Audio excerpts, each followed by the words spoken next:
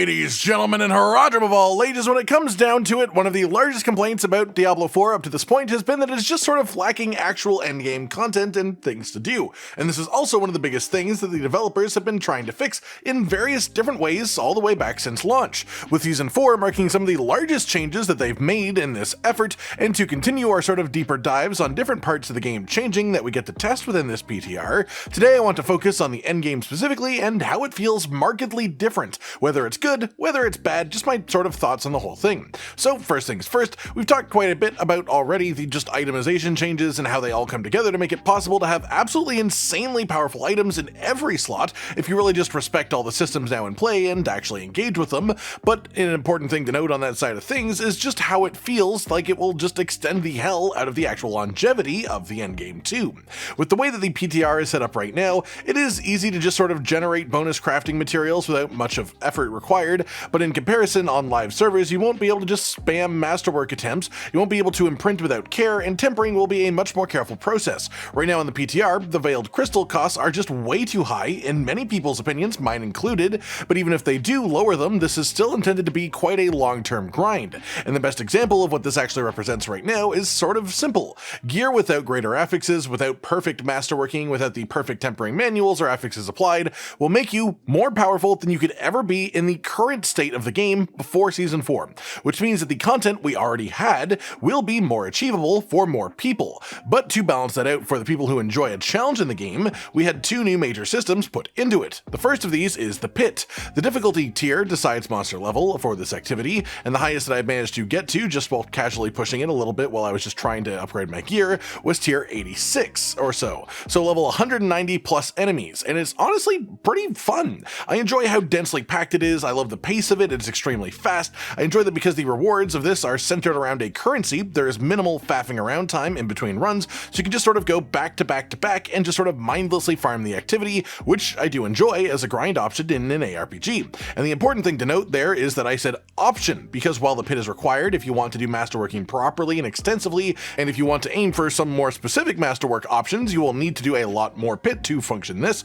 It is also something that you have to do less of the stronger that you get, because higher tiers of the pit drop larger amounts of higher tiers of materials. And what I didn't know yesterday, but I do know now, is that at the occultist, you can actually trade in masterworking materials to get 5 of the lower grade material for each one that you recycle. And through this, when you're doing high tier pits, all of the different masterworking materials essentially will just come raining down on you as a result of just letting you really throw stuff at the wall with the system until you get what you want, which will just let you really abuse masterworking to get what you're after, as long as you do have the veiled crystals to approach it.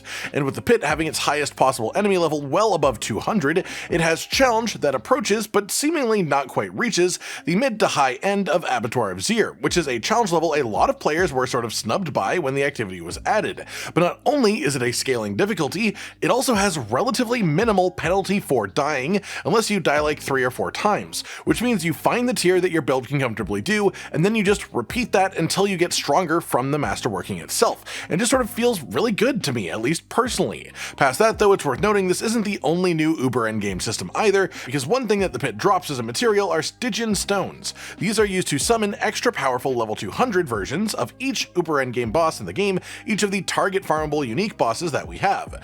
Doing so costs 5 times the normal amount of materials of summoning them regularly, plus the Stygian stones as well. And while I am capable of dusting a 3-player duriel in moments in my current setup, clearing out the Helltide boss like it's nothing, and again clearing tier 86 pit with only occasional difficulty, the level 200 uber bosses are genuinely a whole other level. They have insane health, tons of bonus damage, which especially hurts now that a lot of our old defensive affix slots on gear have changed in functionality and effectiveness, and so quite candidly I've just not killed one myself yet. They are simply above the pay grade of my current gear. That said, from people who have killed them, the reports are quite simply that they reward 5 unique, so 5 times the normal amount of gear, which brings up an interesting note here. Summoning the tormented version of a boss costs 5 times the amount of materials, and gives 5 times the amount of rewards, but also is significantly tougher, and may well for some people take 5 times the amount of time per kill, if not more, if you are even able to kill it, on top of also needing the materials from the pit to actually summon these ones too. So in the end, is it worth it? Well, that sort of depends. While I think it's interesting, I also think that it should depend a bit less. You don't want it to even be a question of if it's valuable enough to do it really, you just want the harder version of the bosses to be worth doing for the players that can do them. If it takes 5 times the amount of materials, it gives 5 times the amount of reward, but then also takes 5 times the amount of time, then nothing is actually different. Nothing here would be more effective. There's no point to doing it over the easier, more consistent version that also gives you more other gear too.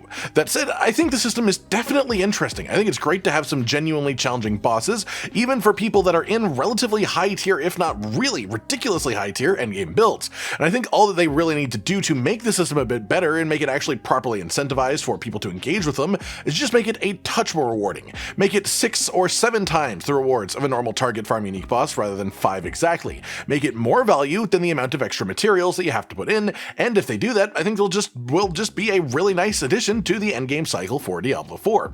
Then there's also the question of how Helltide sort of fit into the loop. Helltide itself has had a ton of changes, and I did sort of go over why I think it's a lot better now already in a recent video, but the way that it fits into the endgame loop as a whole is just really solid now. Living Steel can drop from non-Helltide activities, so you don't have to do it if you don't want to. Helltide just happens to be the most effective source to manually farm it. As well, other boss summon materials can drop while doing Helltide, like exquisite blood from the Hellborn enemies, for example. This mixing of summoning materials from various activities makes it feel like you have a bit more freedom to play more varied activities and still get a little bit of everything, which is good too. And now with Andariel being in the game and summoned from materials that you get from Beast and Ice as well as Lord Zir, it gives you an incentive to do those bosses more too, which essentially lets you choose not only which bosses you want to farm for uber unique target farming materials, but also which uber boss that you want to fight based on which activities you prefer doing and actually engaging with, so that you don't have to do what you don't want to do as if there is something else that you would prefer to do within the game.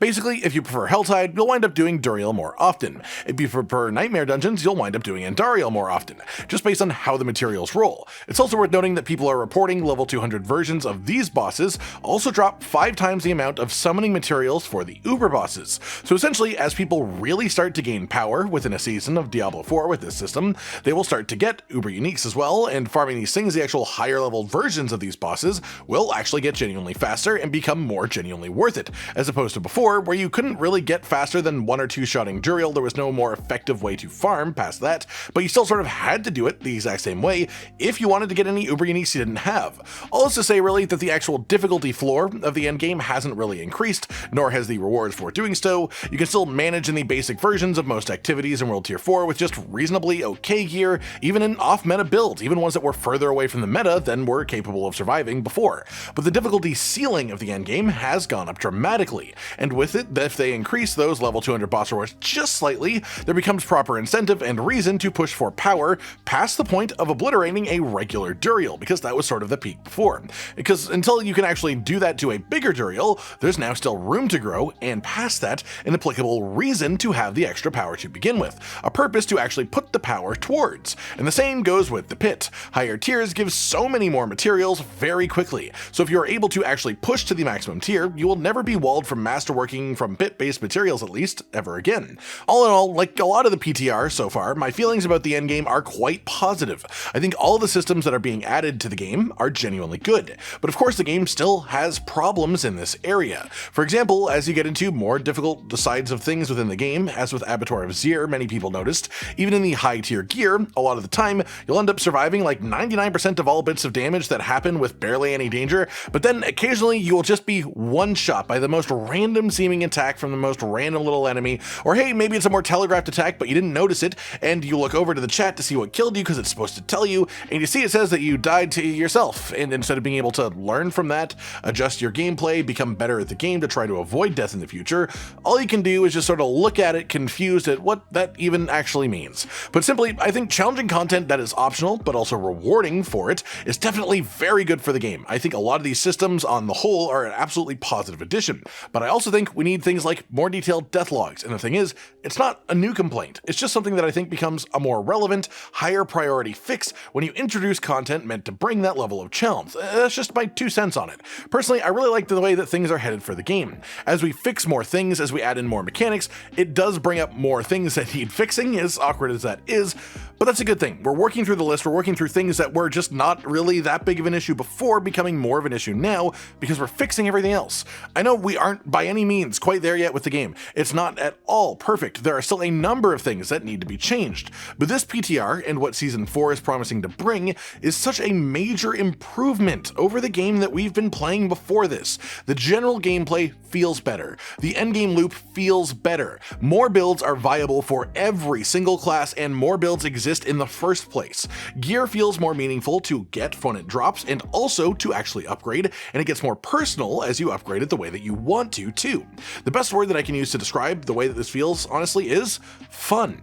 I'm just having fun with my time playing the PTR right now. I can't promise that you will. I don't know you. I know me, and I know I'm having a good time. Simple as that. I hope you've enjoyed watching this video then, and if you have any thoughts on any of this yourself, feel free to leave them in the comments down below. Like if you liked the video, subscribe to the notification bell for more, and most importantly, ladies and gentlemen, until next time, stay sweet.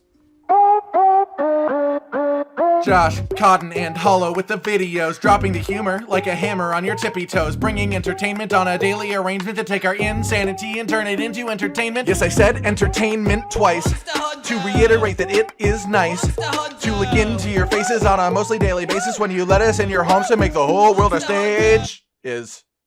Goodbye.